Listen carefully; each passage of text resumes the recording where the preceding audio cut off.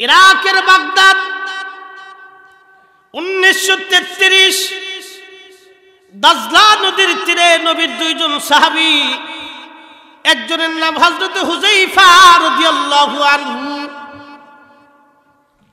আর একজনের নাম হযরত আব্দুল্লাহ আনসারী রাদিয়াল্লাহু আনহু। দুইজনের কবরটা পাশাপাশি ছিল। দজলা নদীর পানি ঢেউয়ে ঢেউয়ে ঢেউয়ে ঢেউয়ে হুযায়ফা রাদিয়াল্লাহু আনহুর কবরের মাটিগুলি ভেঙে নিয়ে চলে গেল।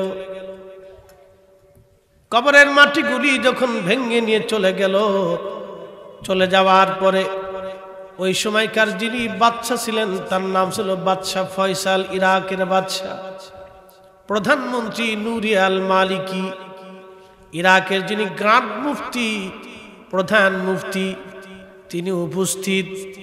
আল্লাহর নবী সাহাবী হুযায়ফা রাদিয়াল্লাহু আনহু রাত্রিবেলা বাদশা ফয়সালকে স্বপ্ন দেখায়, বলো বাদশা ফয়সাল, আমি রসুলের সাহাবী হযরত হুযায়ফা বলতেছি, দজলা নদীর পানি আমার কবর ভেঙে নিয়ে গেছে। দজলার পানিগুলি আমার কবরের মধ্যে ঢুকে আমার কষ্ট হয়, তাড়াতাড়ি করে আমার কবর সরাও। আমার পাশে নবীর আরেকজন সাহাবী আব্দুল্লাহ আনসারী ঘুমাচ্ছে, তার কবরটা স্যাঁতস্যাঁতে হয়ে গেছে, তারও কষ্ট হয়, আমাদের দুইজনকে অন্য কোথাও নিয়ে কবরস্থ করো। না হইছে না একসাথে আল্লাহু আকবার, আরো জোরে। আল্লাযীনা আমানু ওয়া কানু ইয়াত্তাকুনা লাহুমুল বুশরা ফিল হায়াতিদ দুনিয়া ওয়া ফিল আখিরাহ। আল্লাহর কোরআন বলে আল্লাযীনা আমানু, যারা ঈমান আনছে আল্লাহতে, যে ব্যক্তি আসলামতু লিরাব্বিল আলামিন, নিজেকে আল্লাহর কুদরতি কদমে আত্মসমর্পণ করে, সে কখনো অন্য মানুষের ক্ষতির চিন্তা তার মগজে আসতে পারে না। এই কথা বলেন ঠিক কিনা? বাংলাদেশের এমন কোন গ্রাম নাই যে গ্রামে ক্লিক বাজনা আছে, আছে না? শুয়োরের চাইতে নিকৃষ্ট এরা। শুয়োরেরও একটা ধর্ম আছে, কিন্তু এদের কোনো ধর্ম নাই। এরা মানুষের কাতারে হতে পারে না। এরা সংসারে ঝামেলা বাঁধায়, সমাজে ঝামেলা বাঁধায়, গ্রামে অশান্তি বাঁধায়। কষ্ট হচ্ছে আপনাদের? এর চাইতে ভালো কথা আমার কাছে নাই। একবারে খাড়ার উপর মেরে দিচ্ছি, পাখি ঝুঁকি করে লাভ নেই তো। মানুষই তো পৃথিবীতে আল্লাহ কেন পাঠিয়েছে? শিয়াল কুত্তা বানাইছে না, আশরাফুল মখলুক বানিয়েছে, সর্বশ্রেষ্ঠ জাত, আশরাফ সর্বোত্তম জাত আল্লাহ আমাদেরকে বানিয়েছে। ইন্নী জাইলুন ফিল আরদি খলিফা, পৃথিবীতে আল্লাহ আমাদেরকে প্রতিনিধিত্ব করার জন্য পাঠিয়েছে। প্রতিনিধি আমরা, সমস্ত সৃষ্টির প্রতিনিধি আমরা। জিন, মানব, পশু, পাখি, বিজ্ঞান বলতেছে 4 লক্ষ প্রজাতির জীবন আছে পৃথিবীতে। 4 লক্ষ কোয়ালিটি, মানুষ, গরু, ছাগল, ভেড়া, বকরি, উট, কবুতর, দুম্বা, এরকম দিয়ে 4 লক্ষ প্রজাতির জীব পৃথিবীতে আছে। এই সব জীবের প্রতিনিধিত্ব করার জন্য আল্লাহ মানব জাতিকে দুনিয়াতে পাঠিয়েছে। 2500 মুসলমান, কুত্তায় কুত্তায় মারামারি হয়। এক কুত্তা আর এক কুত্তারে কিন্তু মার্ডার করে না। গরু গরু মারামারি করে, এক গরু আর এক গরুরে মার্ডার করে না। পাখি পাখি মারামারি করে, এক পাখি আর এক পাখির, ওই জাতের পাখি ওই জাতের পাখিরে মারে না। বন্ধু, খুবই মনোযোগ দিয়ে শুনবেন। মানুষ আর মানুষ যখন মারামারি করে, তখন এক মানুষ আর এক মানুষকে মার্ডার করে। কি কথা বলেন না কেন, ঠিক কিনা? তার মানে বোঝা গেল মানুষ মানুষ মানুষ হতে পারি নাই। আমি নবী না মানিলাম, কি যে ভুল করিলাম। আমি নবী না মানিলাম, কি যে ভুল করিলাম। ভস্মে ঢালিলাম ঘি, মানুষ হইয়া ভবেতে আসিয়া মানুষের করিলাম কি। মানুষ হইয়া ভবেতে আসিয়া মানুষের করিলাম কি।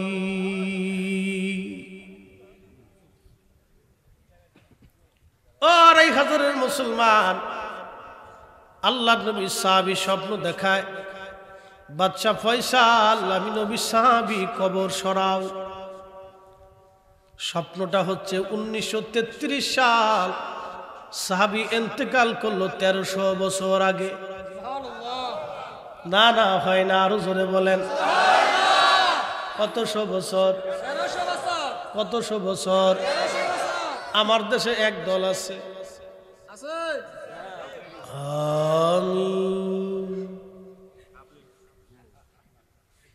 তারাবির নামাজ বানাইছে 8 রাকাত 12 রাকাতি চুরি।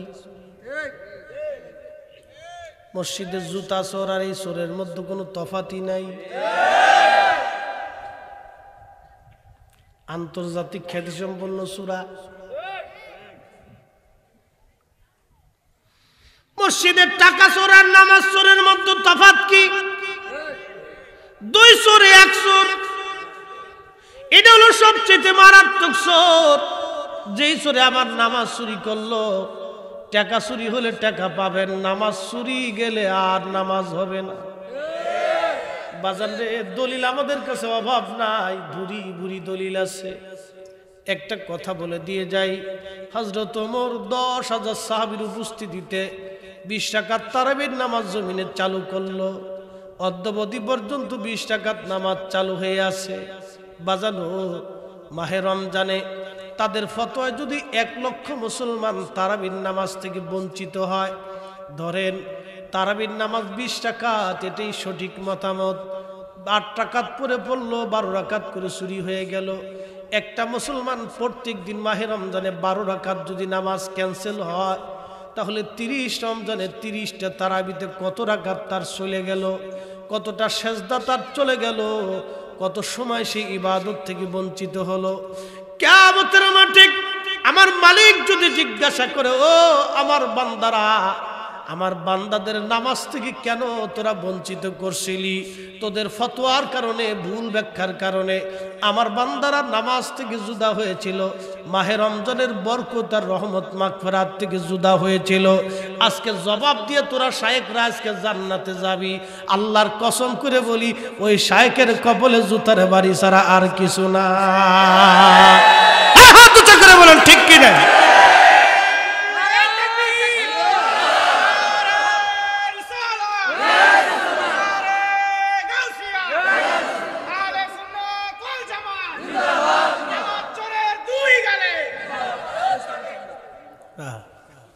ডাইরেক্ট অ্যাকশন মেরে দিচ্ছে।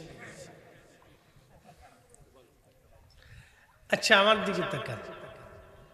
কি এরা মনে করতেছে আল্লাহর কাছে জবাব দেওয়া লাগবে না নাকি?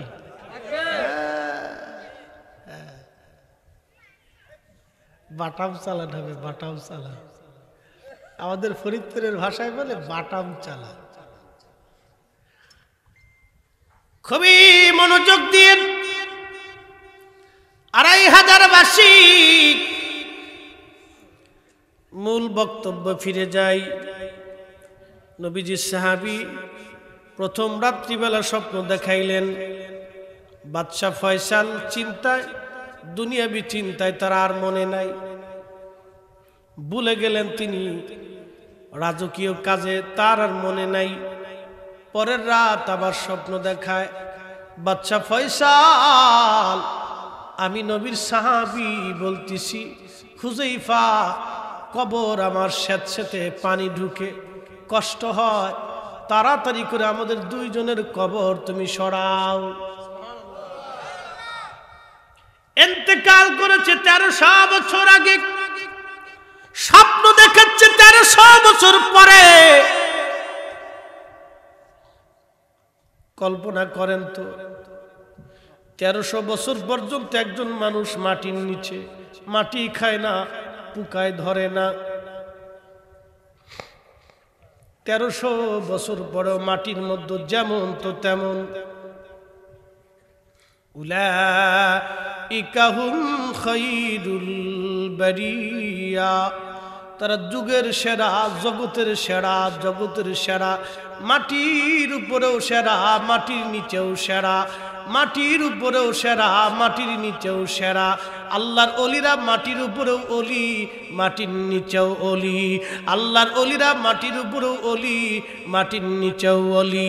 যেই পীরে নামাজ পড়ে না, শরীয়ত মানে না, রোজা করে না, যেই পীরে শরীয়ত মানে না, নামাজ পড়ে না, পর্দাবসিতা মানে না, রোজা রমজান মানে না, হালাল মানে না, আল্লাহর কোরআন মানে না, নবীর সুন্নত মানে না, ওই পীর পীর হইতে পারে না, ওটা শয়তান।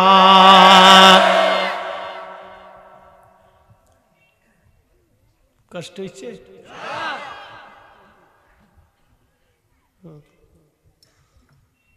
শাহজালাল পীর, শাহপরান পীর, শাহ মাকদুম পীর, খানজাহান আলী পীর, হুজুর গাউসে বাকু পীর। রক্ত তো নবী, রক্ত শরীরের মধ্যে প্রবাহিত। আমাদের দেশের অনেকেই নাম দিছে আমি আওলাদে রসুল, আবার নাম দিছে আমি সাইয়েদ সৈয়দ, বিড়ি টানে। কথা বল না, রসুলের আওলাদ কখনো এই কাজ করতেই পারে না। ঠিক আসতে বললেন কেন? আপনাকে বুঝাচ্ছি, আমি দলিল পরে দিব, বুঝাই আপনাকে। আল্লাহর নবী বলেন ইমাম মাহদী দুনিয়াতে আসবে, সহিহ বুখারীতে। পৃথিবীর হায়াত যদি একদিন হয়, ইমাম মাহদী দুনিয়াতে আসবে। শুধুই আসবে না, অবশ্যই আসবে। এই একদিনটাকে 1 বছরের মতো বিরাট বড় লম্বা বানাইয়া আল্লাহ ইমাম মাহদীকে দুনিয়াতে আনবে। আল্লাহ রসুল বলতেছে, ও আমার উম্মতেরা তোমরা শোনো, আমার হাসান আর হুসাইন দুইজনের রক্ত ধারা অনুযায়ী আমার মাহদী দুনিয়াতে আসবে। তার মানে বোঝা গেল রসুলের পবিত্র রক্ত পৃথিবীতে কিয়ামত পর্যন্ত প্রবাহিত হতে থাকবে।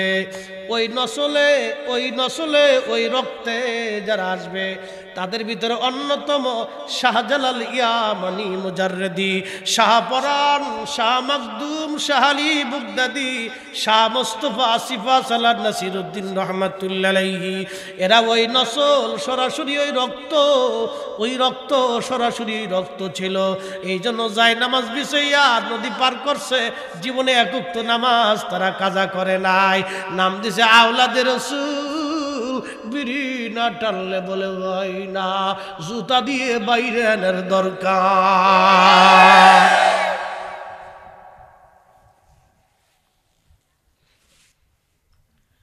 ওই রক্তটা কতই না পবিত্র রক্ত, যেই রক্ত অনুযায়ী ইমাম মাহদী দুনিয়াতে আসবে। চারটিখানি কথা লিখে, ওই নসল কতই না পবিত্র নসল, যেই নসলের মাধ্যমে ইমাম মাহদী দুনিয়াতে আসবে।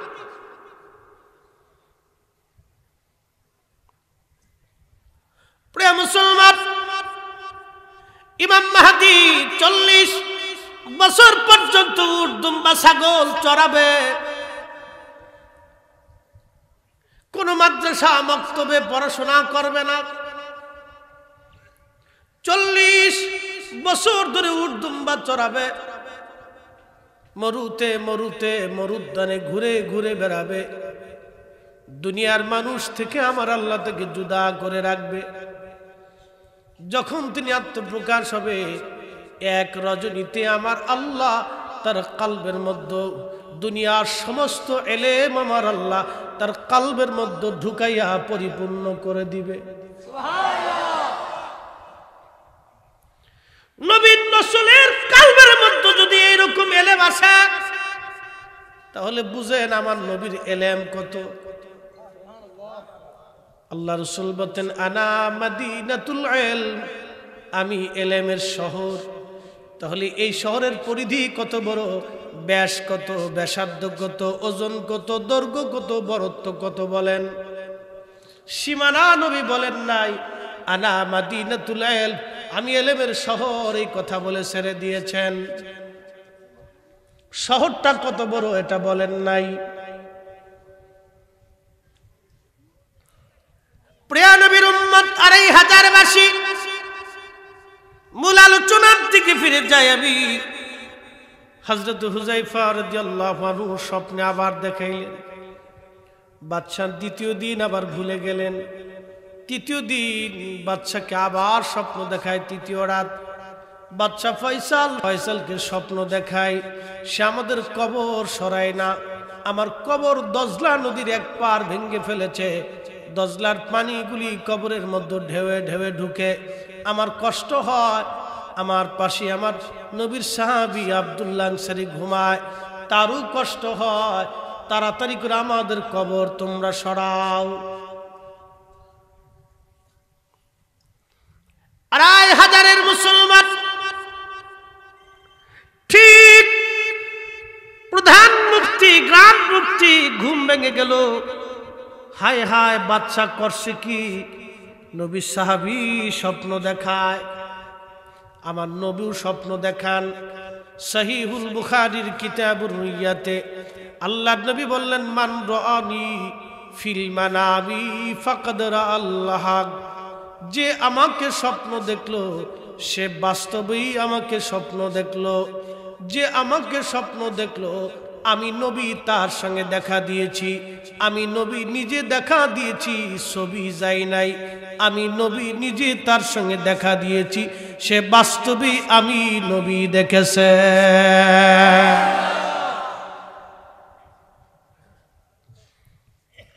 ১৪০০ বছর ধরে নবী স্বপ্ন দেখায়। কি কথা কন না কেন, দেখে না? তার মানে নবী আছে না নাই? একসাথে বলেন, একসাথে বলেন। নবীর জায়গা নবী আছে, আমাদের চোখের জায়গা চোখ নাই। আমরা চোখ বুঝলে দুনিয়া অন্ধকার দেখি, আমাদের কালবের দরওয়াজা বন্ধ। গুনাহ করতে করতে করতে করতে কালবের মধ্যে ময়লা পড়ে গেছে। আমার পীর মুর্শিদ বলতেন বাবারে, ওই ময়লা যদি ছুটাইতে চাও, ১ নম্বরে হালাল খাবার, ২ নম্বরে অত্যধিক পরিমাণে আল্লাহর জিকির। তোমার জিহ্বাখানাকে আল্লাহর জিকিরের ইয়াদে আল্লাহ আল্লাহ আল্লাহ আল্লাহ আল্লাহ আল্লাহ জিকিরে তোমার জিহ্বাখানাকে তুমি সিক্ত রাখবা, তাহলে তুমি হালাক হবে না, তোমার কালবের দরজা আল্লাহ খুলে দিবে।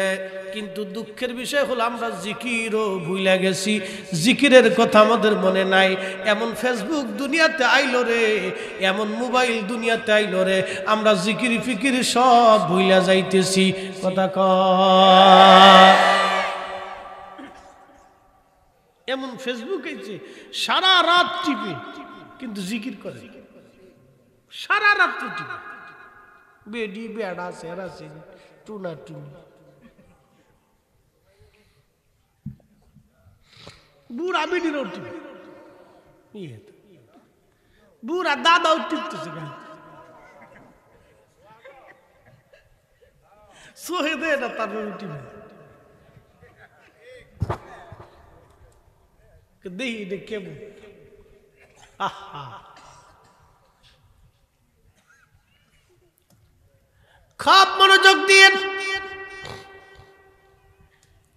১৪৫০ বছর ধরে নবী স্বপ্ন দেখায়,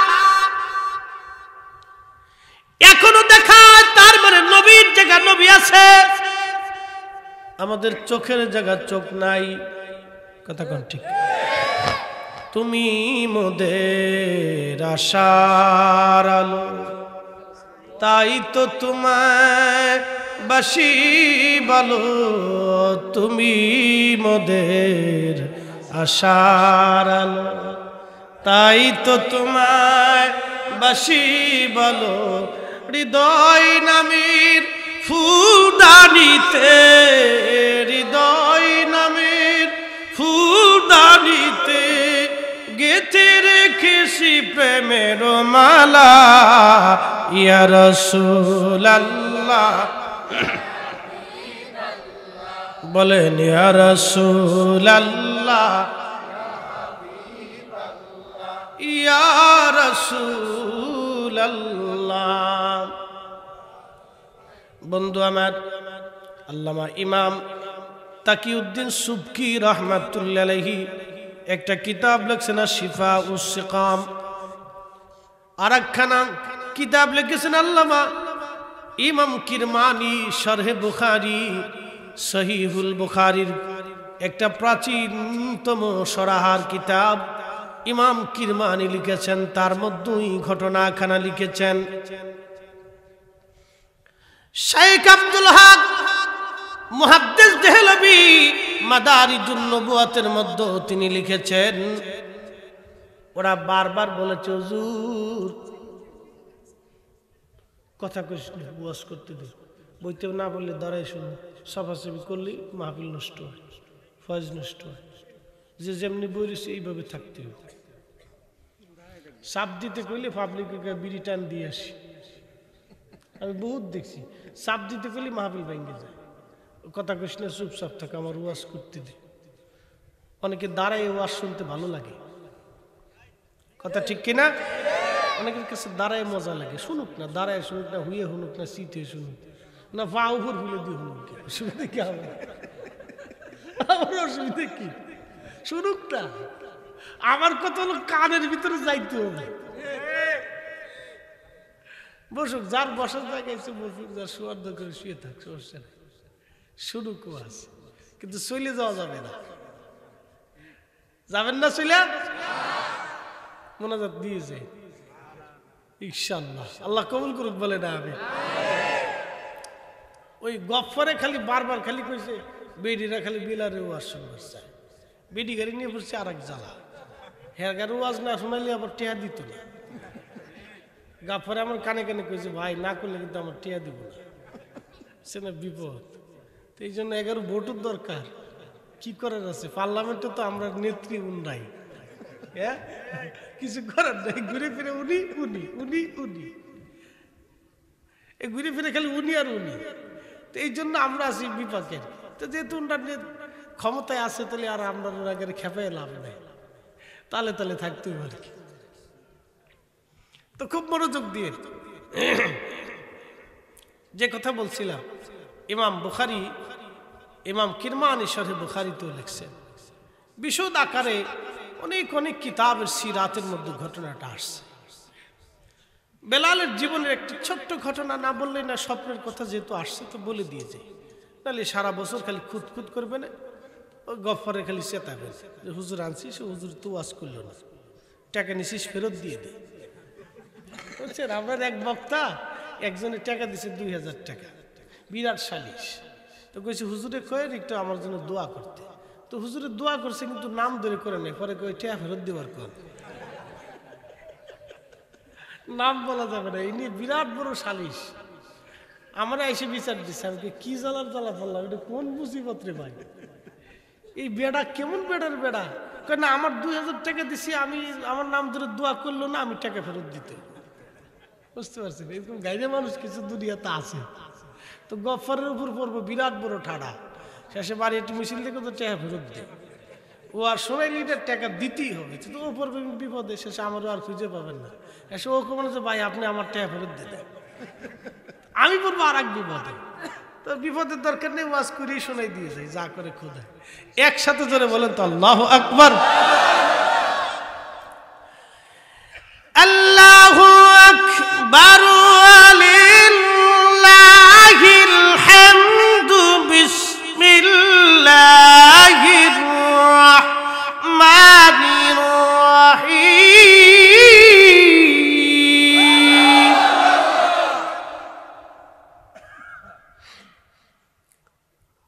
ওয়ালাউ আন্নাহুম ইয যালামু أنفسهم جاءوك فاستغفروا الله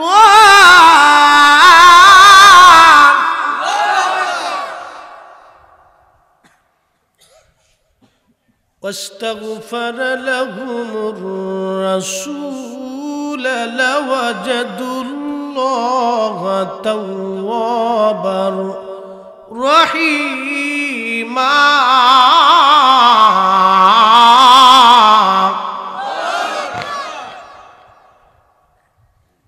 এই আয়াতে আমার মালিক আমার মাওলা তার জবানের ভাষায় আল্লাহ বলেন কোরআনের চাইতে কি কোনো সুন্দর ভাষা আর আছে? আল্লাহর কালামের উপরে এত সুন্দর কালাম আর কারো নাই, এত বিশুদ্ধ কথা আর কারো নাই, এত বড় সুন্দর দলিল আর কোনো কোথাও হতে পারে না। আল্লাহর কোরআন হলো সবচেয়ে বড় মজবুত দলিল।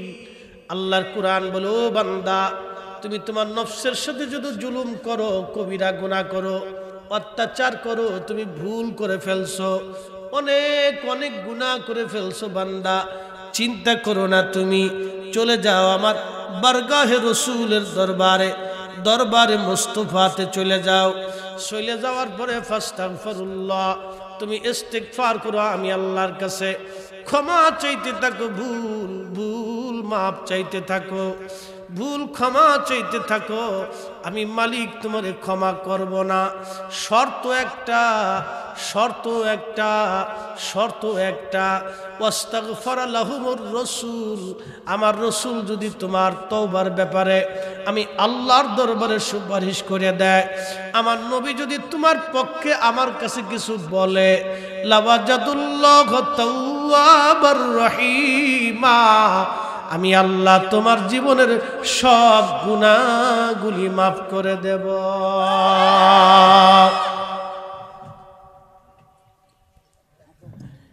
আর এই হাজারবাসী হযরত বেলাল নবীজিকে এতই পরিমাণে ভালোবাসতেন, আহা, কালেমার জন্য একজন কৃতদাস এত পরিমাণে মার খাইছে।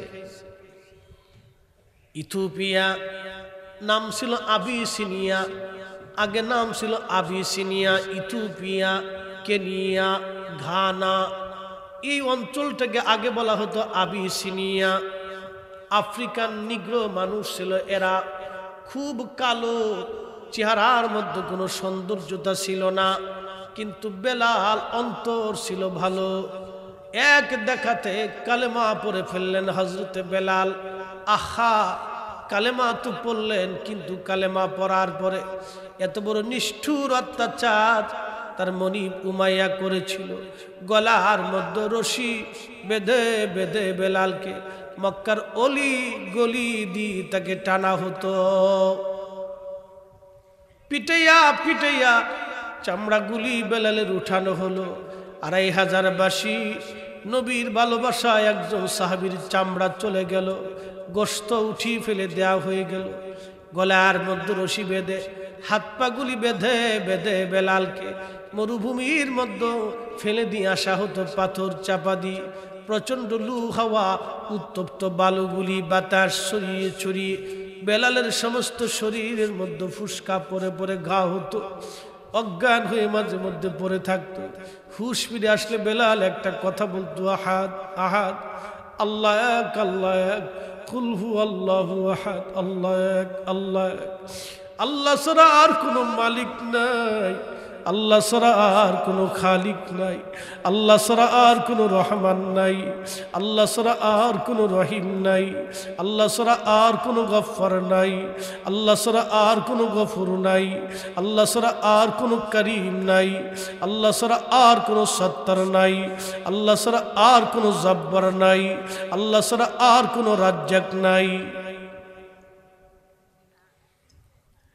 এইভাবে বেলালের জীবন পার হতে লাগলো। আবু বকর এসে বলল, হুজুর, একজন মানুষের জীবন এইভাবে কি করে আর বরদাস্ত হয়? বেলালের এতই করুণ কষ্ট আমি দেখছি নবী, সহ্য হয় না। আল্লাহর নবী ডাক দিয়ে বললেন, সাহাবীরা রে, আমার বেলালকে কে আজাদ করে আনবে বলো, আমি জান্নাতের ওয়াদা দিলাম। আবু বকর বলল, হুজুর, আমি দৌড় দিয়ে বেলালকে নিয়ে আসতেছি। বাড়ি যাইয়া উমাইয়ার কাছে বলল, উমাইয়া কত টাকা লাগবে বেলালকে মুক্ত করতে? বলে 40,000 দিরহাম। 40,000 দিরহাম দিয়ে হযরত আবু বকর বেলালকে কিনে নিয়ে এসে আজাদ করে দিয়ে মুক্ত করে দিলেন। একবার জোরে বলা যাবে কি মারহাবা? ও নবীর উম্মত, আজকে ইসরাইল ফিলিস্তিনিদেরকে যেইভাবে নির্মমভাবে অত্যাচার করে বাজান, একটা দুইটা বছর না, আজকে ৭৬ বছর ধরে ইসরাইল ফিলিস্তিনিদেরকে মারতেছে। কত মায়ের কোল ওরা খালি করছে, কত সন্তানকে ওরা এতিম বানাইছে, লক্ষ লক্ষ কোল ওরা খালি করেছে, হাজার হাজার সন্তানদের করে এতিম বানাইছে।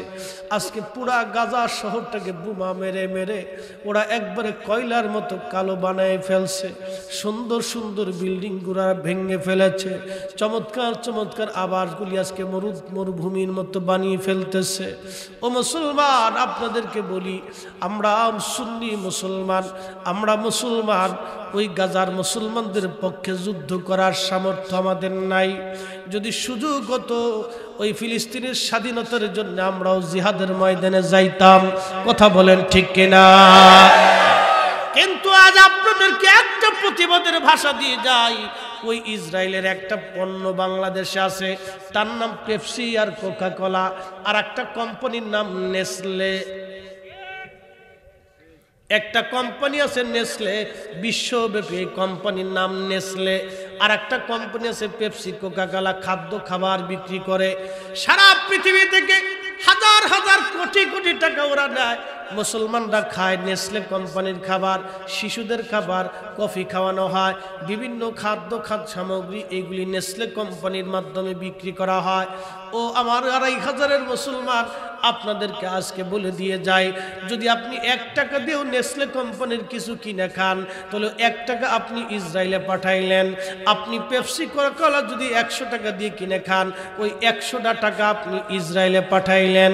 ওই ১০০ টাকা ইসরায়েলে যাওয়ার পরে এই টাকা দিয়া ওরা আমার ফিলিস্তিনি বাইরে বুকের মধ্যে গুলি করে, আমার ফিলিস্তিনি মা বোনদের ইজ্জত ওরা লুণ্ঠন করে।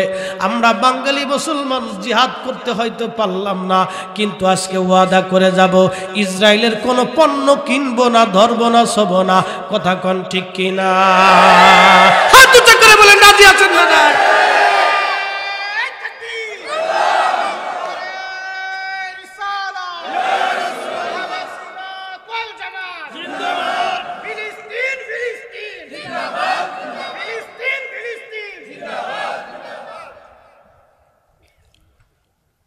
তেলের গাড়ি তেলে চলে, হাওয়ার গাড়ি হাওয়ায় উড়ে, বিনা তেলে চালায় গাড়ি নবী সুলাইমান। আমরা সেই মুসলমান, আমরা সেই মুসলমান। ২৫০০বাসী ইসরায়েলের পণ্য বয়কট করবেন, এটাও আমাদের জন্য একটা জিহাদ। কি কথা বলেন ঠিক কিনা? ওরা আমাদের টাকা দিয়ে আমার ফিলিস্তিনি ভাইদের গায়ে গুলি করে। ওই ইসরায়েল ছিল রোহিঙ্গাদের মতো, রোহিঙ্গাদেরকে আমরা যেমন জায়গা দিছি, ফিলিস্তিনিরা দয়া করে ওদেরকে জায়গা দিয়েছিল, খাইতে দিয়েছিল, বসতে দিয়েছিল, ঘরবাড়ি করে দিয়েছিল। ওদেরকে যারাই ঘরবাড়ি করে দিল, তাদের ঘরবাড়ি তারা কেড়ে নিয়ে নিল। তার মানে ওদের মতো বেঈমান আল্লাহর দুনিয়া তার একটাও নাই। কথা বলেন ঠিক কিনা? ওরা হানাদার, ওরা দখলদার। ১০ লক্ষ ফিলিস্তিনির বাড়ি ঘর দখল করে নিছে। ১০ লক্ষ ফিলিস্তিনির বাড়ি ঘর দখল করেছে।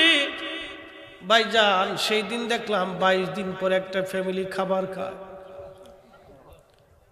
ছোট্ট শিশুটা তার ছোট্ট ভাইটাকে কালেমা শিখাচ্ছে মৌতের সময়। হসপিটালে কাতরাচ্ছে, মারা যাচ্ছে, বলতেছে পড়ো আশহাদু আল্লা ইলাহা ইল্লাল্লাহ ওয়া আশহাদু আন্না মুহাম্মাদান আবদুহু ওয়া রাসূলুহু। ছোট্ট বাচ্চা তার ভাইকে কালেমা শিখাচ্ছে। কত সন্তান এতিম হয়ে গেল, মা বাবা আজ দুনিয়ায় নাই। একটা বাবাকে দেখতেছি মিষ্টি খাওয়াচ্ছে। জিজ্ঞেস করা হলো কেন মিষ্টি খাওয়াও? বলে আমার সব কয়টা সন্তান শহীদ হয়ে গেছে, ওরা জান্নাতে চলে গেছে, এই খুশিতে আমি মিষ্টি খাওয়াইতেছি।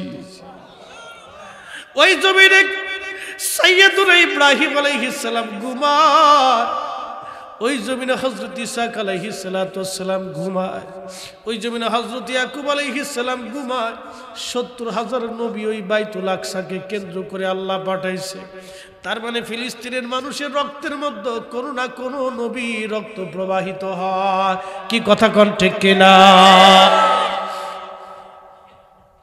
এই জন্যই মানুষগুলি জীবন দিয়ে দিচ্ছে কিন্তু মিথ্যার কাছে মাথা নত করে নাই। আহা, হযরত বেলাল এইভাবে জীবন পার করে মদিনাতুল মুনাওয়ারায় গেলেন। আল্লাহর নবীর ইন্তেকাল হয়ে গেল। আল্লাহর নবীর ইন্তেকাল হয়ে যাওয়ার পরে হযরত বেলাল বললেন, সাহাবীরা রে, আগে আজান শুনাইতাম, এখন আমি কারে আজান শোনাবো? আমি আর কোনো দিন এই মসজিদে দাঁড়ায় আজান দিব না। আমার নবী নাই, আমি কাকে আজান শোনাইবো? আর কোনোদিন সে আজান দেয় নাই। সাহাবীরা বহু অনুরোধ করার পরেও বেলাল আর আজান দেন নাই। ইমাম কিরমানি রহিমাহুল্লাহ লিখতেছেন, হযরতে বেলাল আবু বকরের কাছ থেকে বিদায় নিয়ে চলে গেলেন সিরিয়ায়। ঘুমিয়ে আছেন। বহুদিন পরে আমার নবীজি স্বপ্ন দেখাইলেন, কিরে বেলাল, কেমন জুলুম তুমি আমার সঙ্গে শুরু করছো? কেন রে বেলাল, তুমি আমার জিয়ারতে আসো না রে বেলাল? কতদিন হলো রে বেলাল তুমি আমার জিয়ারতে আসো না? তোর কি মন চায় না আমার জিয়ারতে আসতে? বেলাল, তাড়াতাড়ি আয়, আমি নবীর জিয়ারতে আয়। হযরত বেলাল ঘুম থেকে উঠে আর দেরি করেন নাই, সুদূর সিরিয়া থেকে রওনা হয়ে মদিনাতে আসছে। পবিত্র রওজা শরীফ তখন কাঠের জালি দিয়ে ঘিরে রাখা ছিল। হযরতে নবীর আশিক রওজা শরীফের পাশে বসে বসে কাঠের জালির সঙ্গে মাথা ঠেকায় কাঁদতেছে। নতুন মুয়াজ্জিন আসছে।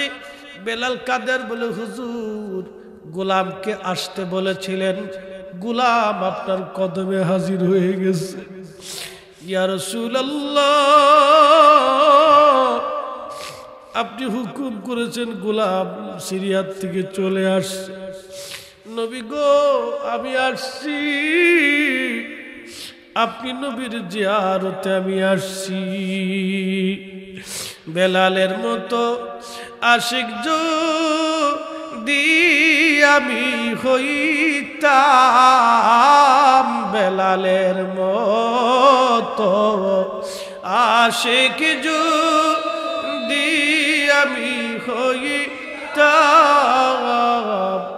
এ দুনিয়ায় নবীর দেখা পাইতাম, এ দুনিয়ায় নবীর দেখা পাইতাম।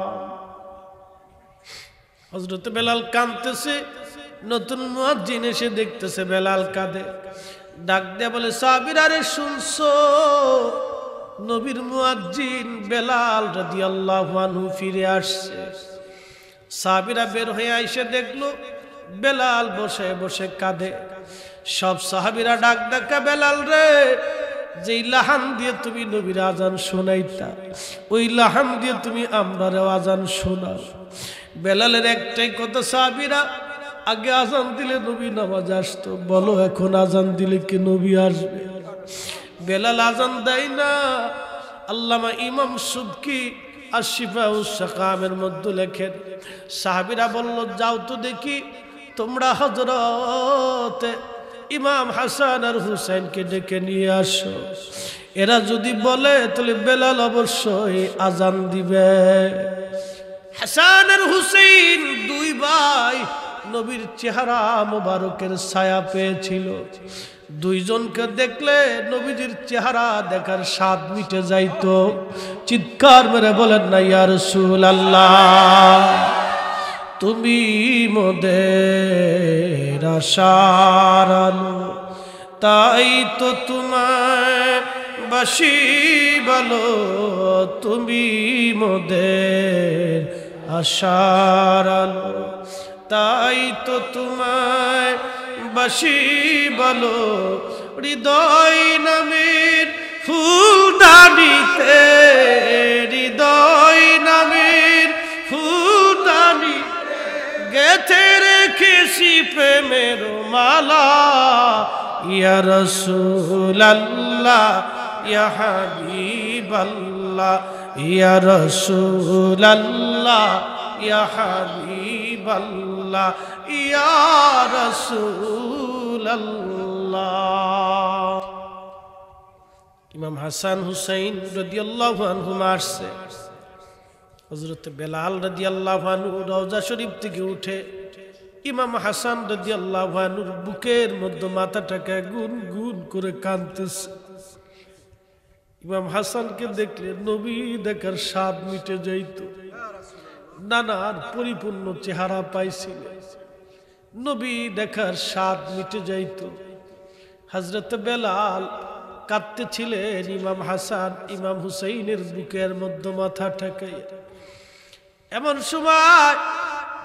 এমন সময় হযরত ইমাম হাসান ডাক দিয়ে বলল, নানার মুয়াজ্জিন, যে সুন্দর লাহান দিয়ে তুমি নানার আজান শুনেছ, আজকে উঠো ওই আজানটা আমরা শুনাইয়া যাও। হযরত বেলাল আর স্থির থাকতে পারেন না। রসুলের আউলাদে রসুল ইমাম হাসান হুকুম দিয়েছেন, অনুরোধ করতেছেন, চলে গেলেন দৌড়াইয়া। যেই মহিলার ছাদের উপরে দাঁড়াইয়া বেলাল আজান দিতেন, বনু নাজ্জার গোত্রের এক মহিলার ছাদ ছিল উঁচু, মসজিদে নববীর পাশেই ছিল এই ছাদ। এই ছাদের উপরে দাঁড়াইয়া বেলাল সারা জীবন আজান দিয়েছিলেন। ওই ছাদের উপরে দাঁড়ায় বেলাল আজান দিছে, আল্লাহু আকবার আল্লাহু আকবার।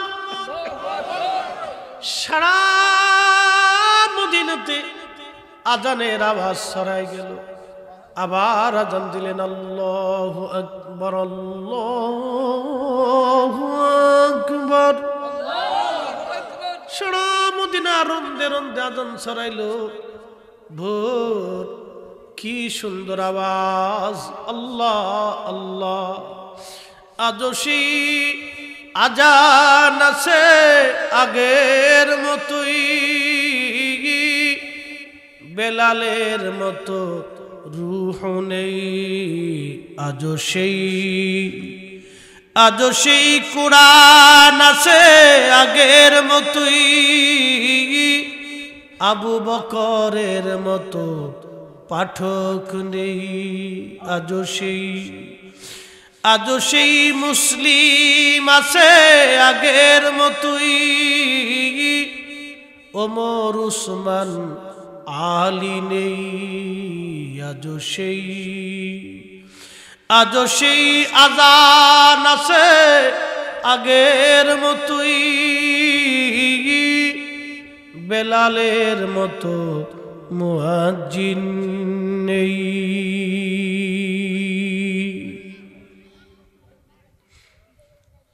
হযরত বেলালের সুমধুর আওয়াজের আজান চলে, আশহাদু আল্লা ইলাহা ইল্লাল্লাহ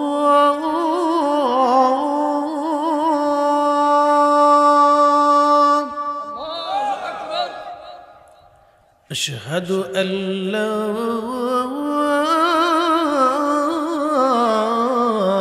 ইলাহা ইল্লাল্লাহ।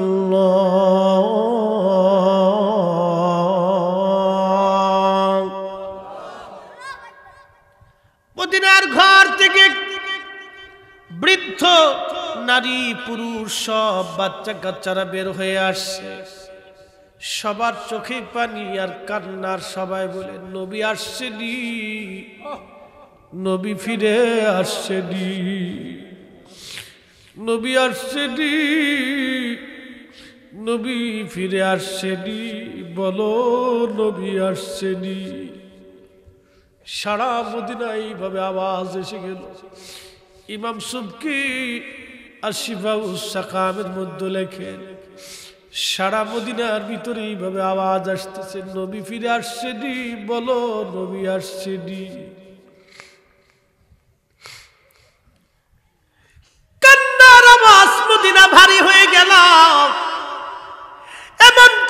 মদিনাবাসী নাই রে ওই দিন নাক কানছিল বেলালের আজানে। আজানে এতই ফুজুদ ছিল, এতই প্রেম ছিল, এতই ভালোবাসা ছিল রে, এমন কোন সাহাবী নাই সেই দিন চোখের পানি না ঝরিয়েছিল। মসজিদের মধ্যে সাহাবীরা কেঁদে কেঁদে হয় না। বেলাল যখন বলল আশহাদু আন্না মুহাম্মাদার রাসূলুল্লাহ,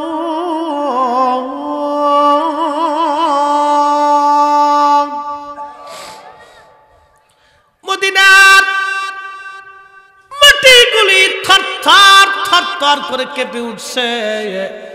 চিৎকার মেরে বলবেন কি আল্লাহু আকবার।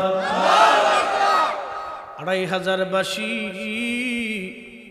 পৃথিবীতে কারো আজানে পৃথিবীতে ভূমিকম্প হয় নাই, আর কোনো দিন কারো আজানে ভূমিকম্প আসবে না। ওই দিন বেলালের আজানে সারা মদিনার মাটি থরথর থরথর করে কাঁপতেছিল। হযরত বেলালের আজানের এতই প্রেম, মদিনার মাটিগুলি থরথর থরথর করে কেঁপে উঠছে। চিৎকার মেরে জোরে বলেন আল্লাহু আকবার। আমি যদি আরব হতাম, মদিনারি পথ,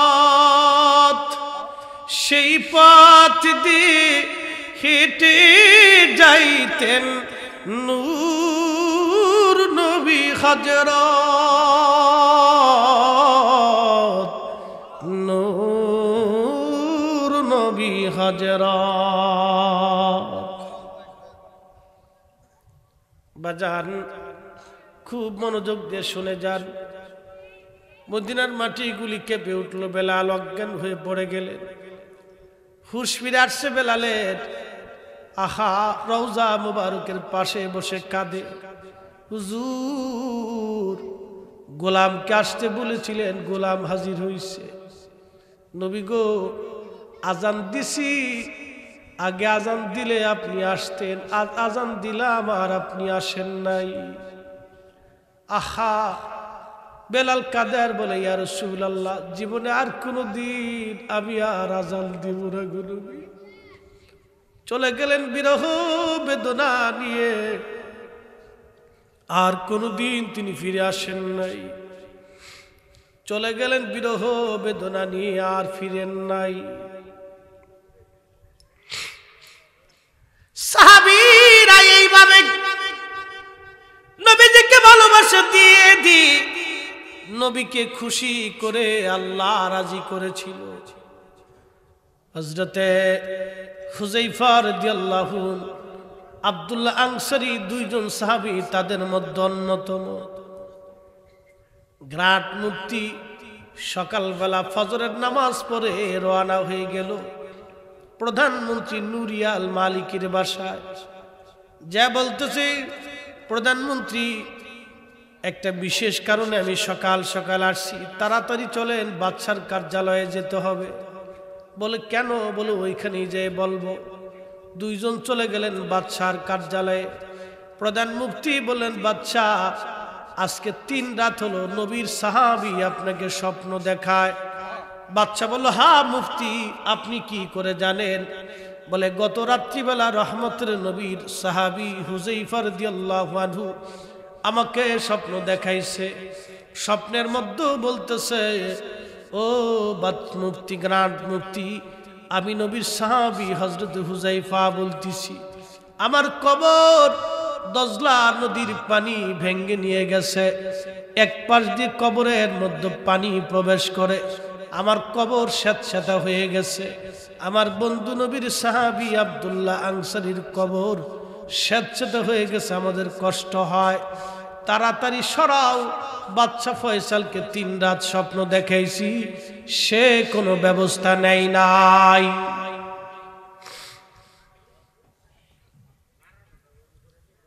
বাদশা ডাক দেখে, মুফতি, স্বপ্ন তো সত্য, কিন্তু দুনিয়ার কাজ আমি ভুলে গেছি, হায় সর্বনাশ, কি হবে এখন?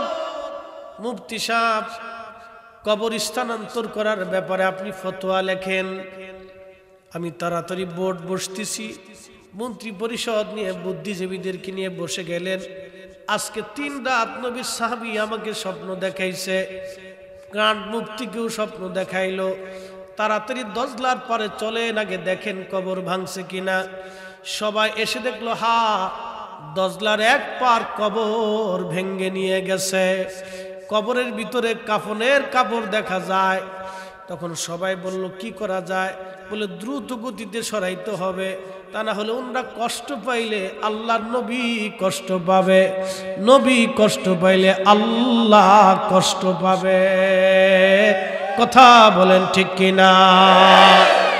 আরে নবীর গোলামের হালত যদি এটা হয়, নবীর কদমে থেকে একজন মানুষের হালত যদি এটা হয়, তাহলে রাহমাতুল লিল আলামিন রওজা মুবারকের সশরীরে এখনো জিন্দা, তখনও জিন্দা, আগামীতেও জিন্দা। আমার নবীকে ওই কবর রওজা মুবারক থেকে 70,000 ফেরেশতার বেষ্টন দিয়া জান্নাতের পোশাক পরাইয়া মিছিল দেওয়াইয়া হাসরের মাঠে উঠাইয়া আমার আল্লাহ আরশে মুআল্লার ডান পাশে মাকামে মাহমুদে আমার আল্লাহ তার নবীকে বসাইয়া দেবে।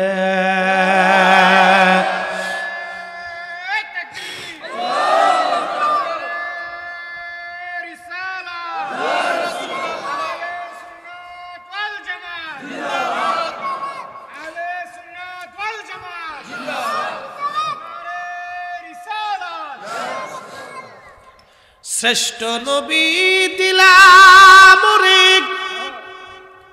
তরিয়ে নিতে রোজাহাসুরিক, পথ না ভুলি তাই তো দিলে পাক কুরআনের বাণী।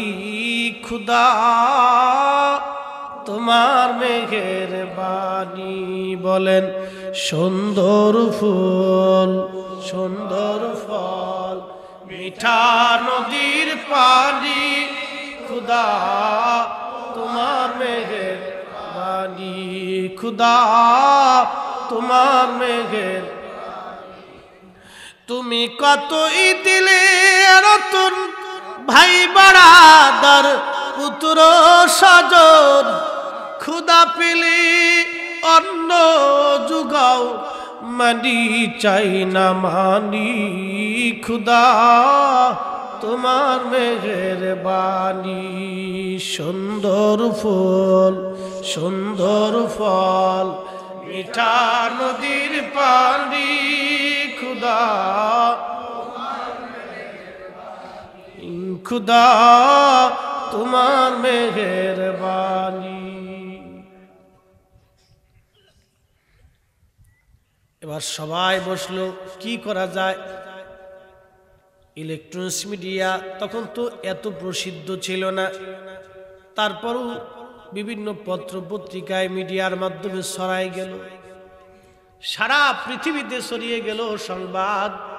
তখন ছিল হজের মৌসুম, লক্ষ লক্ষ হাজিরা তখন হজ করে, হাজিদের মধ্যেই সংবাদ ছড়াই গেল। শুনছো ইরাকের বাগদাদে 2 জন সাহাবীর লাশ পাওয়া গেছে, স্বপ্নে তারা কবর সরাইতে বলতেছে। দজলা নদীর পানি বলে তাদের কবরে ঢুকে, এই বলে কবর স্থানান্তর হবে। হাজিরা দরখাস্ত লেখলো ইরাকের বাদশার বরাবর, বাদশাহ আমরাও নবীর ওই 2 জন সাহাবীর চেহারা মোবারক দেখতে চাই। আমরা তো কোনোদিন সাহাবী দেখি নাই, আজ আমরা সাহাবী দেখে আমাদের জীবন ধন্য করতে চাই। জোরে বলা যাবে কি আল্লাহু আকবার? 1300 বছর পরে হাই হাই হাই কি আশ্চর্য ঘটনা! হযরতে সাহাবীদের জেসেম উঠানোর জন্য, এই দেখার জন্য সারা পৃথিবী থেকে আবদার আসতেছে, মেইল আসতেছে, চিঠি আসতেছে। বাদশা ফয়সাল বললেন তাহলে কি করা যায়? তখন মন্ত্রী পরিষদ বুদ্ধিজীবীরা বললে একটা কাজ করেন, যেহেতু কবরে পানি ঢোকার জন্যই সাহাবীদের কষ্ট হচ্ছে, তাহলে আমরা দজলা নদীর পারের অংশটাকে আমরা একবারে ঢালাই করে দিয়ে পানি বন্ধ করে দিই, ভিতরের পানিগুলি নিয়ে ফেলে দিই, আমরা জায়গাটা শুকনা বানাই দিই। তারপরে হজ শেষ হয়ে যাওয়ার পরে হাজিরা যখন আসবে তখন আমরা কবর স্থানান্তর করে ফেলব। ইরাকের একটা জায়গা আছে, এই জায়গার নাম সালমান পার্ক। এখানে হযরত নবী সাহাবী সালমান ফারসি রাদিয়াল্লাহু আনহু ঘুমিয়ে আছেন। ওনার পাশে দুইজন সাহাবীর জন্য কবর খনন করা হলো। সালমান ফারসি রাদিয়াল্লাহু আনহু ঘুমিয়ে আছেন। সালমান ফারসি 250 বছর পর্যন্ত হায়াত পাইছিল। এই ওয়াজ আর একদিন করব, যদি আল্লাহ আবার কোনো দিন আনায়। খুব মনোযোগ দিয়েন। সালমান ফারসির রওজা শরীফের পাশে দুইজন সাহাবীর কবর খনন করা হলো। হাজিরা হজ শেষ করে ইরাকে ঢুকতে লাগলো। 5 লক্ষ মানুষ সারা পৃথিবী থেকে ইরাকে যে উপস্থিত হলো দুইজন সাহাবী দেখার জন্য। একবার জোরে বলবেন কি আল্লাহু আকবার।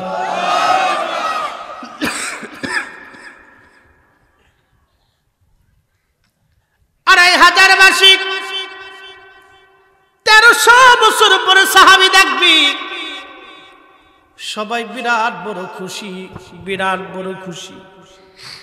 5 লক্ষ মানুষ উপস্থিত সাহাবী দেখার জন্য।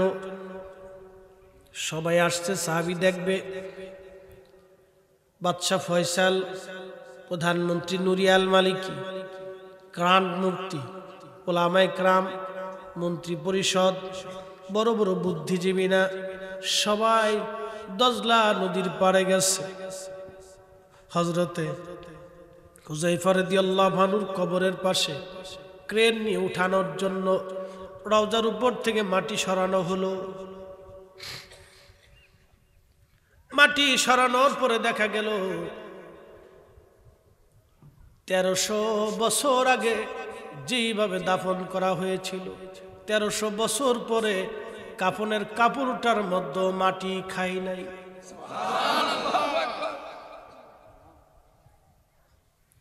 তেলের গাড়ি তেলে চলে, হাওয়ার গাড়ি হাওয়ায় উড়ে, বিনা তেলে চালায় গাড়ি নবী সুলাইমান।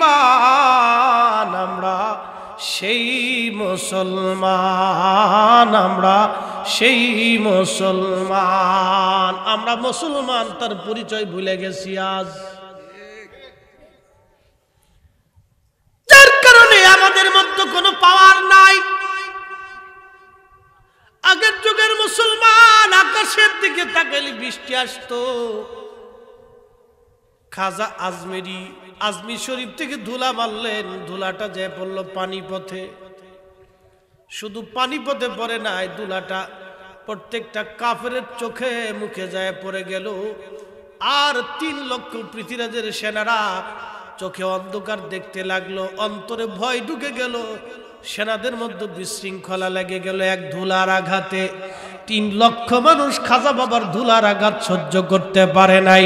একবার জোরে বলা যাবে কি মারহাবা। সেই মুসলমান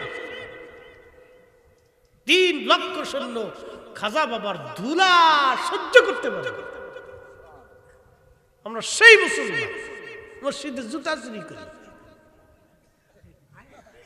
হ্যাঁ, কি কথা কর না, মসজিদে জুতা চুরি করি, কি মুসলমান?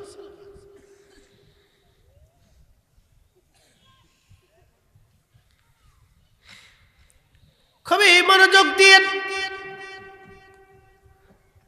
হযরতে হুযায়ফা রাদিয়াল্লাহু আনহুর কবর থেকে রওজা শরীফ থেকে মাটি সরানোর পরে ক্রেন দিয়ে একবারে মাটি সহ নিচ থেকে ওনাকে উঠিয়ে আনা হলো। সযত্নে মাটি সরিয়ে আলাদা করা হলো। কাফনের উপর থেকে, ওনার চেহারার উপর থেকে কাফনের কাপড় সরানো হলো। দেখা গেল 1300 বছর আগে যেইভাবে চেহারার লাবণ্যতা পর্যন্ত নষ্ট হয় নাই, রক্ত সঞ্চালন তখনও চলতেছে। আল্লাহু আকবার। না না হয় না, আরো জোরে বলেন। কুরআন বলতেছে আল্লাযীনা আমানু ওয়া কানু ইয়াত্তাকুনা লাহুমুল বুশরা ফিল হায়াতিদ দুনিয়া ওয়া ফিল আখিরাহ। একবার জোরে বলবেন কি আল্লাহু আকবার। ইমানে আমলে ইমানে আমলে ইমানে আমলে ইমানে আমলে যারা পাকা, ইমানে আমলে যারা পাকা, তাদের দুনিয়া তো ভয় নাই, হাসরেও কোনো ভয় নাই। আমার পীর মুর্শিদের মুরিদ, আমাদের এলাকার পাশের গেরা ইউনিয়ন ডাক্তার মোহন বয়াতির কবর ভেঙে গেল 2.5 বছর পরে। আল্লাহ আল্লাহ, 2.5 বছর পরে কবর ভেঙে যাওয়ার পরে দেখা গেছে হাজার হাজার মানুষ এটার সাক্ষী। শুধু আমি না, ওই এলাকার হাজার হাজার, আমার এলাকার হাজার হাজার মানুষ। কবর ভেঙে গেল 2.5 বছর পরে দেখা গেছে কবরের কাফনের কাপড়টাও পর্যন্ত নষ্ট হয় না। আল্লাহু আকবার। আমাদের এলাকায় বাস্তব। 2,500 বাসী খুবই মনোযোগ দিয়ে শুনিয়া যান। নবীর সাহাবী হযরত হুযায়ফা রাদিয়াল্লাহু আনহুকে উঠানোর পরে ওনার চেহারার লাবণ্য তো নষ্ট হয় নাই, দাড়ি মোবারক নষ্ট হয় নাই, ওনার ভুরু নষ্ট হয় নাই, চুল পড়ে যায় নাই, ওনার শরীরের ত্বক নষ্ট হয় নাই। তখনও ব্লাড সার্কুলেশন চলতেছিল, তখনও রক্ত সঞ্চালন চলে। 2,500 বাসী মনোযোগ দিয়ে শুনিয়া যান। রক্ত তখনও সঞ্চালন চলে, ওনার হাতের লাবণ্যতা নষ্ট হয় নাই, গোশত তখনও নরম। কিন্তু কবর হয়েছে 1300 বছর পর। একবার জোরে বলা যাবে কি মারহাবা। কিন্তু মানুষ মরে যাওয়ার পরে 17 দিনের মাথায় তার পেট ফেটে একবারে সবকিছু পচে গলে মিসমার হয়। মাত্র 2 মাসের মধ্যে তার সমস্ত গোশতগুলি একবারে মাটির সাথে মিশে যায়, আর হাড্ডিগুলি 1 বছরে নষ্ট হয়ে যায়। বাজানো খুব মনোযোগ দেন। কিন্তু আজকে 1300 বছর পার হলো, একজন সাহাবী ওইভাবে মাটির নিচে 1300 বছর ধরে অক্ষত, তার জিসম মুবারকের রক্ত সঞ্চালনটাও পর্যন্ত বন্ধ হয় নাই। আল্লাহু আকবার। জার্মান একজন বিজ্ঞানী ছিল, তিনি আসছিলেন দেখার জন্য। উনি চক্ষু বিজ্ঞানী, বিরাট বড় জার্মান বিজ্ঞানী। তিনি আসছে দেখি মুসলমানদের কথা সত্য না মিথ্যা। উনি আসার পরে চিন্তা করলো, হ্যাঁ মানুষ তো সত্যই দেখা যায়, কিন্তু দেখি তার রক্ত চলতেছে, হাত পাও তাজা, চুল দাড়িগুলি তাজা, তার চোখটা মরে গেছে কিনা, যেহেতু উনি চোখের বিজ্ঞানী। উনি চোখের পাতা সরাইয়া হযরত নবীর সাহাবীর চক্ষু মোবারকের দিকে যখন তাকাইছে, জার্মান বিজ্ঞানী বললেন, ওই চোখের ভিতর থেকে এমন একটা নূর এসে আমার চোখের মধ্যে আঘাত করলো। ওই নূরের আলোতে আমি অনেকক্ষণ পর্যন্ত চোখে দেখতে পারতেছিলাম না। তখনই জার্মান বিজ্ঞানী গ্রান্ড মুফতির হাতখানা ধরে বলল, ও মুফতি, আর বাকি নাই। যেই কালেমা একজন ব্যক্তিকে 1300 বছর পর্যন্ত মাটির নিচে অক্ষত রাখে, যেই নবীর উম্মত হওয়ার জন্য, যেই নবীর গোলাম হওয়ার জন্য 1300 বছর পরেও তার চোখের ভিতর থেকে নূর আসে। আল্লাহু আকবার। 1300 বছর পরেও তার চোখের ভিতর থেকে নূর আসে, আর আমার বুঝার বাকি নাই। ওই কালেমাই সত্য, ওই ইমানই সত্য, ওই বিশ্বাসই সত্য, ওই আল্লাহ এক। আমাকে আপনি পড়ায় দেন আপনার জবানে কালেমা, লা ইলাহা ইল্লাল্লাহু মুহাম্মাদুর রাসূলুল্লাহ সাল্লাল্লাহু আলাইহি ওয়াসাল্লাম। একবার জোরে বলা যাবে কি মারহাবা। তুমি মোদের আশার আলো, তাই তো তোমার বাসি ভালো। তুমি মোদের আশার আলো, তাই তো তোমার বাসি বলো হৃদয় নামের ফুলদানিতে হৃদয় নামের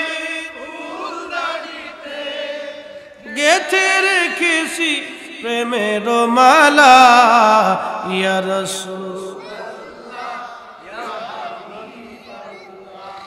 ইয়া রাসূলুল্লাহ ইয়া রাসূলুল্লাহ। তাহলে আমাদেরকে মুসলমানের মতো মুসলমান হওয়া লাগবে, কি কথা বলেন ঠিক কিনা? যদি আমরা মুসলমানের মতো হই তাহলে আজকে থেকে চিন্তা, আল্লাহ আমার দ্বারা যেন কোনো মানুষের ক্ষতি না হয়, আমি কোনো মানুষের অপকার না করি, আমি মানুষের কোনো হক নষ্ট না করি, আমার দ্বারা কোনো মানুষের জন্য কোনো ক্ষতি না হয়, এই চিন্তা যদি আমরা করতে পারি, কাজে যদি পরিণত করতে পারি, তাহলে অরিজিনাল আমরা মানুষ হতে পারবো। কথা বলেন ঠিক কিনা? আমার দেশে অনেক মুসল্লি আছে, নামাজও পড়ে আবার কিলিকবাজিও করে।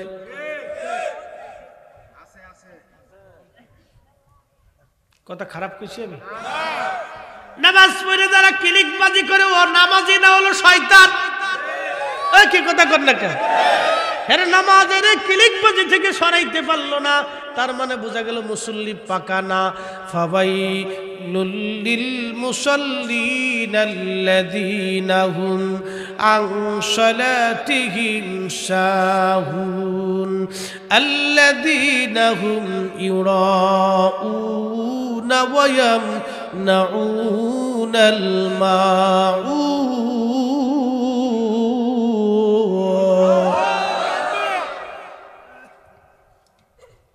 নামাজ তো নামাজের মতোই পড়তে হবে, মানুষ তো মানুষের মতোই হতে হবে। মানুষ হইয়া ভবেতে আসিয়া মানুষের করিলাম কি? মানুষ হইয়া ভবেতে আসিয়া মানুষের করিলাম কি?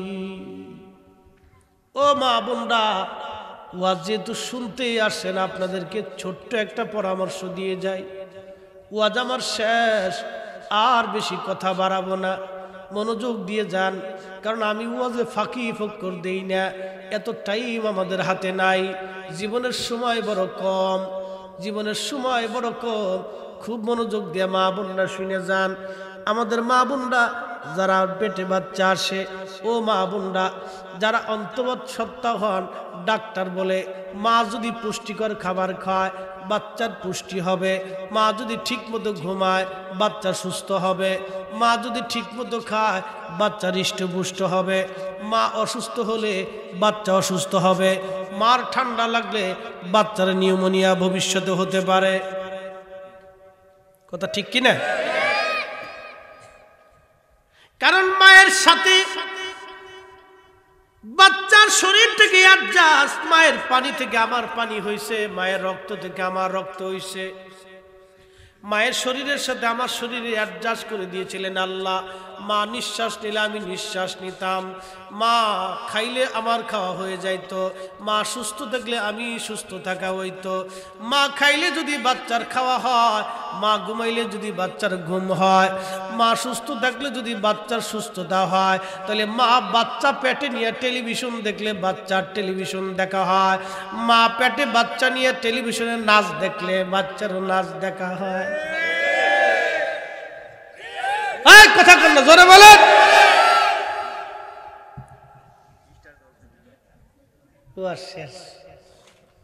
কেউ যদি বুঝে কোন নারী, তাহলে জীবনে বাচ্চা পেটে নিয়ে কোরআন শরীফ তেলাওয়াত বাদ দিবে না। আগের মা চাচিরা, দাদিরা, নানিরা পেটে বাচ্চা আসার পরে মুরব্বীরা পরামর্শ দিত, তুমি বাঁচবা কি মরবা তার কোনো হিসাব নাই। কারণ একটা মা বাচ্চা প্রসব করতে যায় বহু মার মরণ এসে যায়। যেই মা বাচ্চা প্রসব করতে যায় মারা যায়, ওই মার মর্যাদা আমার আল্লাহ শাহাদাতের মর্যাদা দিয়ে দেয়। হুকমি শাহাদাত না, একবার অরিজিনাল শাহাদাতের মর্যাদা দেয়। অরিজিনাল শাহাদাতের মর্যাদা।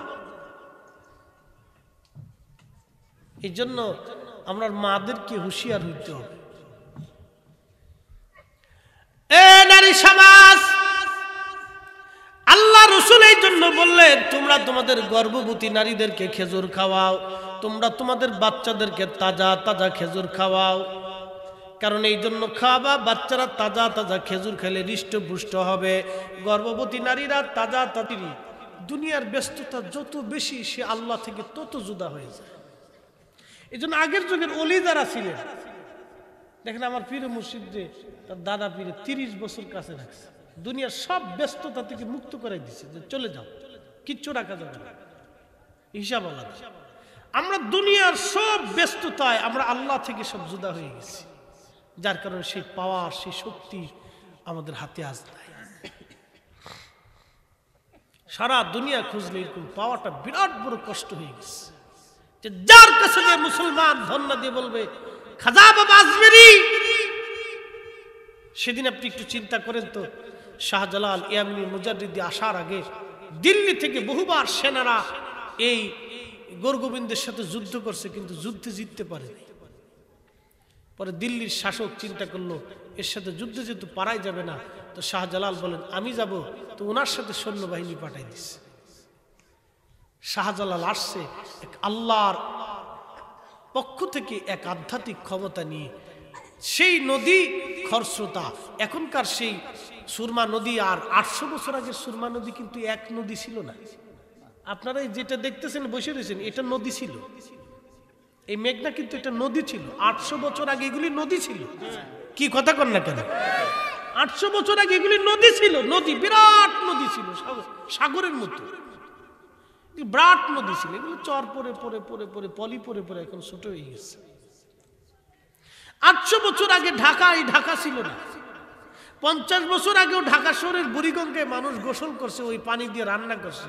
আর এখন এর ভিতরে ডুহে একবার গোসল করে উঠলে সগিরা গোনা মা, পুরীর সর্বনাশ। পানি কারে কয়? আল্লাহু আকবার। যত মুত সব ওটির ভিতরে ঢুকছে। 1 কোটি মানুষের পেশাব প্রতিদিন সকালবেলা সেরাত সেরাত করে আসতে থাকে। কথা খারাপ কইছি? 1 কোটি মানুষের পেশাব সকালবেলায় মনে করেন যে ধুমসে আসতে থেকে বুড়িগঙ্গার ভিতরে।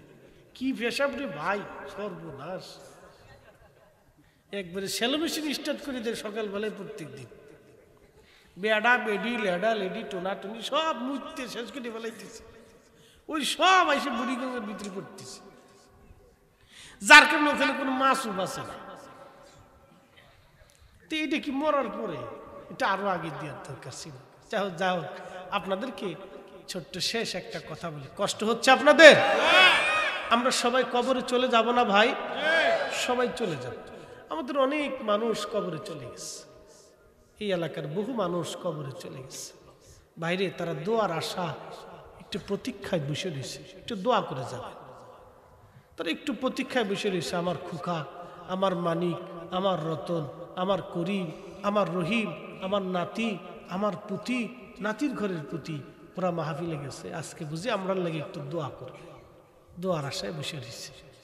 এই মাদ্রাসাটা আব্দুল গফফার ছোট ভাই এবং তার বড় ভাই নাম কি সাইফুল ইসলাম মুক্তার ভাই, হাফিজ মাওলানা সাইফুল ইসলাম মুক্তার ভাই এই মাদ্রাসাটা প্রতিষ্ঠিত করছে।